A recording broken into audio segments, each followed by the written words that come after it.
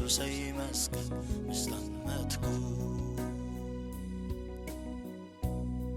ይመስለኒ ነይሩ መስቀሉ ዕሸነ ግን ፍቕሩ ኣብ መስቀል ተረዳእኩ ናይ ኢየሱሰይ ፍቕሪ ብግልፂ ረአኹ ናይ ቀራንዮ መስቀል ምስጠመትኩ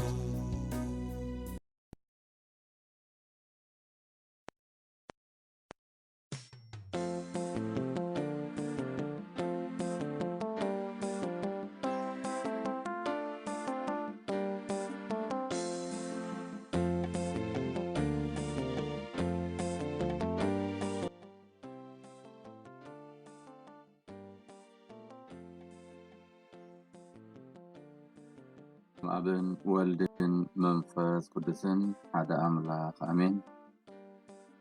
ኦ እግዚአብሔር አምላክና ስለዝፈጠርካና ናብ ክርስትና ስለዝፀዋዕካና በብዓይነቱ ጉህዱን ስውርን ረድኤት ስለዝሃብካና በዛ ለይቲ እዚኣ ሓሊኻ ሳብ እዋን እዚኣ ስለዘብፃሕካና ነመስግነካ ኣለና።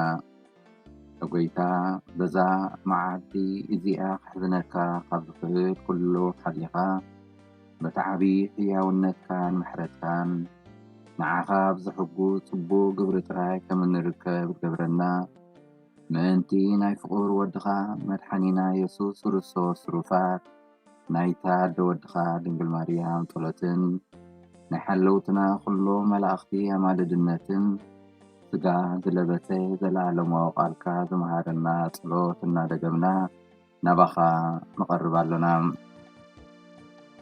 አቦና ኣብ ሰማይ ትነብር ስምካ ይመስገን መንግሥትኻ ትምጻእ ፍቓድካ ኣብ ሰማይ ከም ዝኾነ ከምኡውን ኣብ ምድሪ ይኹን። መግቢ ዕለትና ሎሚ ሃበና ዝበደልናካ ቅረበለልና ንሕና እውን ንዝበደሉና ይቕረ ከም እንብል ኣብ ፈተና ይተእትወና ካብ ክፉእ ኣድሕነና ከመይ መንግሥትን ሓይልን ክብርን ንዘለዓለም ናትካ እዩ ኣሜን። ሰላም ንዓኺ ኦ ማርያም ጋድ መልአኪ እግዚአብሔር ምሳኺ እዩ እንካብ ኣንስቲ ዝተባረኪ ኢኺ ናይ ከርሲ ፍሬ ኢየሱስ ከዓ ዝተባረኸ እዩ። ኦ ቅድስቲ ማርያም ኣደ ኣምላኽ ለምንልና ንዓና ናኃጥኣን ንሕጂን ብጊዜ ሞትናን ኣሜን። እንካብ መዝሙር 71 ኣምላክ ካባይ ኣይትርሓቕ ኣምላኸይ ቀልጢፍካ ርድኣኒ ኣምላክ ካብ ንእስነተይ ጀሚርካ መርሕኻኒ ክሳብ ሕጂ እውን ተኣምራትካ እውጅ ኣለኹ። ነዚ ወለዶ እዚ ሓይልኻ ነቲ ዝመጽእ ወለዶ እውን ስልጣንካ ክሳብ ዘበስሮምት ኣምላኽ ምስ ኣረኩን ምስ ሕየኩን እኳ ኣይትሕገዘኒ ኣምላኽ ጽድቅኻ ክሳብ ሰማይ ይበጽሕ ዓበይቲ ግብርታት ገበርካ ኣምላኽ መን ይመሓራረየካ። ስብሃት ንኣብን ንወልድን ንመንፈስ ቅዱስን ይኹን ጥንቲ ከም ዝነበረ ሕጂ ከዓ ንወትሩ ንዘለዓለም ዓለም ኣሜን። ካብ ወንጌል ሉቃስ ምዕራፍ 2 ካብ 26 ክሳብ 35 እተቲ መሲሕ እግዚኣብሔርን ከይረኣዮ ከም ዘይመውት ከዓ ብመንፈስ ቅዱስ ተነጊርዎ ነበረ። ንኢየሱስ ሕፃን ዮሴፍን ማርያምን ከም ልማድ ሕጊ ክገብርሉ ናብ ቤት መቕደስ ምስ ኣተውዎ ስምዖን ብመንፈስ ቅዱስ ናብኡ መፀን። ንሱ ድማ ኣብ ሕቑፊ ተቐቢሉ ንኣምላክ ከም ዝስዕብ ኢሎ መስገኖም። እጎይታይ ደጊም ንባርያኻ ከም ቃልካ ብሰላም ኣፋንዎም። ከመይ ኣዒንተይ ነቲ ምድሓንካ ርዮና እየን። እዚ ከዓ እቲ ኣብ ቅድሚ ኩሉ ህዝቢ ዘዳለኻዮ ድሕነት እዩ። ንሱ እቲ ንኣሕዛብ ብርሃን ንህዝብኻ እስራኤል እውን ክብሪ ዝገልጽ እዩ። ኣቦን ኣዲኡን ከዓ በቲ ብዛዕባኡ ዝተባህለ ነገራት ተገረሙ።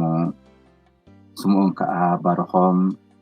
ንማርያም ኣዲኡ ድማ እንሆ እዚ ሕፃን እዚ ኣብ እስራኤል ንብዙሓት ምኽንያት ምውዳቖምን ምትንሳኦምን ከምኡውን ዘይቅበልዎ ምልክት ክኸውን ዝተመደበ እዩ። ሰላም።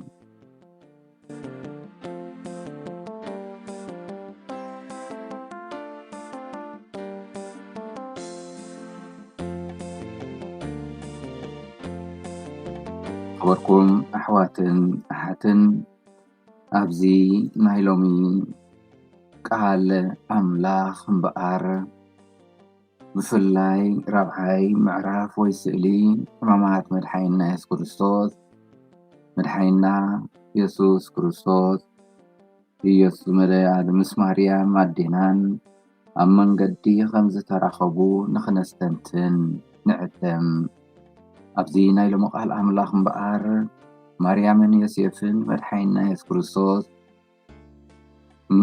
عمتو عدمو مس أخلي كم سرعات يهود نبيت مقدس كوفيو نبي يرسالين كم سخدو يزنت ولنا أبزخاء سمعون زتبع لسبعي يقبلهم سمعون مالتك اتي زسمع اتي زئزز مالتيوم أبزي زانتا زخاء اتي تاريخن تسفاتاتن إسرائيلاويان كفتسم نريهم سمعون متصننا إسرائيل زتصبت صادقن نأملاخ زفرهن سب سلذنبره نتحسان تقبلو حقفمو منفذ قدوس تملئو نتي زدنق نقرات قال نبيات كفتسام سلذرعي وقويتاي دقيم نباريخا كم قالكا بسلام أفنوو كمي أعينتي نتي مدحان كاريانا إيان النغلي يتصلين زخاتي أبكين مخلو حزبي زتالخالي دحنتيو نسو اتي نأحزاب برهان نحزبخا إسرائيل وون كبري زقلتين نابلي نأملاك لن كمسكنن ترخبين ناي امنتو تمكرو بمزمور كقلس ترخبين لمو نزي تمكرو زي أب هيوتنا خنرأي كريستوس بتفلالي من قدي يبسحنا كريستوس نتوم زدليون زرخبون لبي سبع زبر حيل زلوو ود أملاخيوم الجوان انتخوني ازبرهان زي لنفس وقفنا يوفيلنا بصولتن صومن ناي فقر سرحن كريستوس الجوان عبل بعتنا خنقز يدلين سمعون مريم انهو از حسان زي اب اسرائيل نبوزحات مخنيات موداقوم متنساقومن كومو زي قبلوو ملكت كخون زتا مدبا ايوم نعخ خاء حساب لبي بوزحات من انت خقلز حزن نلبخي خم سيفي خسنطقو يمنا بلي بتودى أملاخ مدهن عالم نام مكران سقاين قدسو يكو حاسكم ذلو تنبيه اللام مريم قنا نزتن بتزي قبل باب محاذ بإمنتن تحتنان تقعزت أبزي نايلومي ربعي معراف مبقار قويتانا يسكر الصوت مسكال تشكيمو خيطن كله مساديو خمس تراخبه يزنت ولنا كريستوس قويتا نتي بزعبا حماماتو زرئينا هوارياتو دقاقيمو ززن تولوم زنبره أبزي وازيما بتحيوس بصلوت مخستانادو نجيت سماني قوصو مسكالو تشكيمو قعصو يجمر أبزي قعصو زيو مستهزف كرا ولاديتو أمن قد زراخب تي إسياس نبي ملكعن وكعبين ناينبورون مسرعنا يوزب زبهجنا ترقيت هينبورون نعقن بسبب دربين يو وحال سقاي بحمام لودي كمتي عبكين مؤوقت أنزق البابلو سبب التوارد يو وحكي نسو نحمامنا تصرو نسقاينا خاء أم نفسو صحرو معنا قنا بقزي أبير كمز تقصفن كمز تواردن كيرنا أتصرنا يو نسقنا بقزي أبير كم تقصفن كم تواردن كيرنا أتصرنا يو إنا بليه إسياس تنبيتو يسارب سقنا سرقبنا وسلي ብሰራዕ በሳና ድማ ተኸትከተኝ ዝብሎ ድንግል ማርያም ምስ ወዳ ምስ ተራኸበት እዚ ተመክሮ እዚ ገበረት። እቲ እንሆ እዚ ሕፃን እዚ ኣብ እስራኤል ንብዙሓት ምኽንያት ምውዳቖምን ምትንሳቖምን ከምኡውን ዘይቅበልዎ ምልክት ክኸውን ዝተመደበ እዩ። ንዓኺ ከዓ ሓሳብ ልቢ ብዙሓት ምእንቲ ክፍፀም ክግለጽ ሓዘን ንልብኺ ከም ሰይፊ ክስንጥቆ እዩ ዝብል ክፍፀም ትርኢ። ቅዱስ በርናርዶስ ነዚ ሓዘንን ስቅያትን ክገልጽ ናይ ዓለም ስቓይ ብሓደ ተኣኪቦም ምስ ናይ ማርያም ሓዘን ክነጻጸሩ ኣይክእሉን እዮም እናበለ ይመስክር። ቅድስት ድንግል ማርያም ንቅድስቲ ብርጅዳ ሕማማቱ ምስ ተቓረበ ኣዒንተይ ንብዓት ቆፀራ ሰብነተይ ድማ ረሃፀ ንረሃፅ ኮነ እናበለ ትረኣያ። ክቡርኩም ኣሕዋትን ሓትን ንሕና እውን ኣብ ጉዕዞና ፀበባን መከራን ከጓንፈልና ኣይግድን እዩ። ነብሲ ወከፍና መስቀልና ክንፀውር ዝተፀዋዕና ኢና። ነዚ መስቀል እዚ ብትሕትና ክንፀሮ ንዕደም። መስቀልና ብምጻር ብፍርሃት እግዚኣብሔር ብምምልላስ ካብ ትርሕሩሕ ኣምላኽና ምፅንናዕ ክንደሊ ይግባአና። ከም ተቐዲምና ኣብዚ ናይ ሎሚ ወንጌል ዘዘንተወልና እምበኣር ድንግል ማርያም ንስምዖንን ሃናን ትረኽቦም ንክርስቶስ ኣብ ሕቑፊ ኣዲኡ ምስ ረኣይዎ እቲ ንሓቂ ክገለጽ ዘለዎ መሲሕ ምዃኑ ይምስክሩን ይኣምኑን። በዚ እዚ በቲ ቅዱስ ህይወቶም ኣገልግሎቶምን እግዚኣብሔር መንፈስ ቅዱስ እቲ ሓቂ እንታይነት ናይ ክርስቶስ ይግለጽሎም። ብሓቂ ተኣብቂን እግዚኣብሔር ብጽድቂ ዝመላለስ እቲ ኣብ ቤት እግዚኣብሔር ዝመላለስን ዘገልግልን እግዚኣብሔር ይግለጸሉ። ሕጂ እውን ክርስቶስ ኣምላኽና ንነፍሲ ወከፍና ምእንቲ ኣብ ህይወትና ክግለጽ ብጾምን ብጸሎትን ብናይ ፍቕሪ ስራሕን ናብኡ ክንቀርብ ናብኡ ክንልምን እግዚኣብሔር ኣምላኽና ይሓተና ኣሎ። ስለዚ እዚ ሕማማት እዚ እምበኣር ነዚ ዝዕድም ክኸውን ይግብኦ።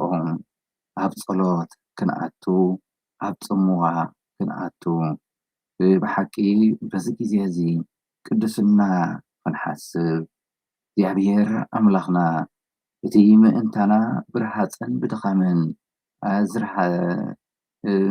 ዝተሰደ ኣብ መስቀል ዝወዓለ ስካብ ሞት ዝበፅሐ ምእንቲ ድሕነትና ምዃኑ ኣሚንና ነዚ ተግባር እዚ ናይ ፍቕሪ ስራሕ ኣብ እንዝክረሉ ጉዕዞ ንገብረሉ ዘለና ግዜ ንሕና እውን ንኩሉ ናይዚ ዓለም እዚ ፈተናታት ስደት ስዒርና ብፍቕሪ ኣምላኽ ተመሊእና ኣብ ቅድሙ ሓቀኛ ኣምልኾን ስግደትን ብምግባር ንዕኡ ክንመስል ቅድስና ክንሓፍዝ ብኣማልድነት እኖና ቅድስት ድንግል ማርያም ንነፍሲ ወከፍና ይሓግዘና።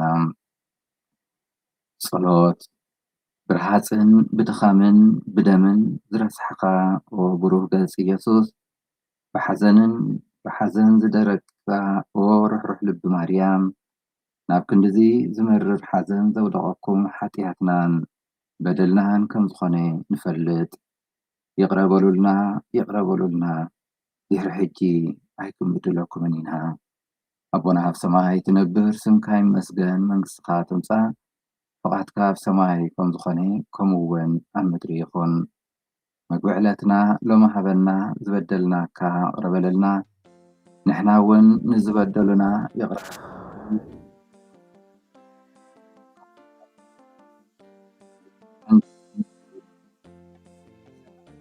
ኣትካይ ኣሜን። ሰላም ንዓኺ ኦ ማርያም ጸጋ ዝመልኣኪ እግዚኣብሔር ምሳኺ እዩ። እንካብ ኣንስቲ ዝተባረክ ኢኺ ናይ ከርስኺ ፍረ ኢየሱስ ከዓ ዝተባረኸ እዩ። ኦ ቅድስቲ ማርያም ኣደ ኣምላኽ ለምንልና ንሓናን ንሃጣን ንሕጂን ብግዜ ሞትናን ኣሜን። ስብሃት ንኣብን ንወልድን ንመንፈስ ቅዱስን ይኹን ጥንቲ ከም ዝነበረ ሕጂ ከዓ ንወትሩ ንዘለዓለም ዓለም ኣሜን። እግዚኣብሔር ስለኩሉ ነገር ዝተመስገነ ይኹን።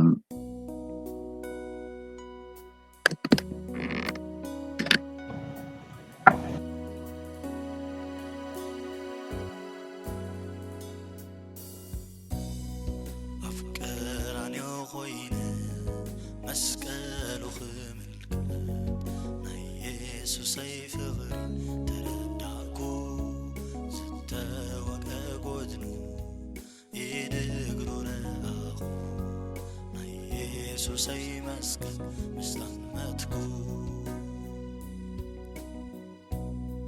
ይመስለኒ ነይሩ መስቀሉ ዕሸነት ግን ፍቕሩ ኣብ መስቀል ተረዳእኩ ናይ ኢየሱሰይ ፍቕሪ ብግልፂ ረአኹ ናይ ቀራንዮ መስቀል ምስ ጠመትኩ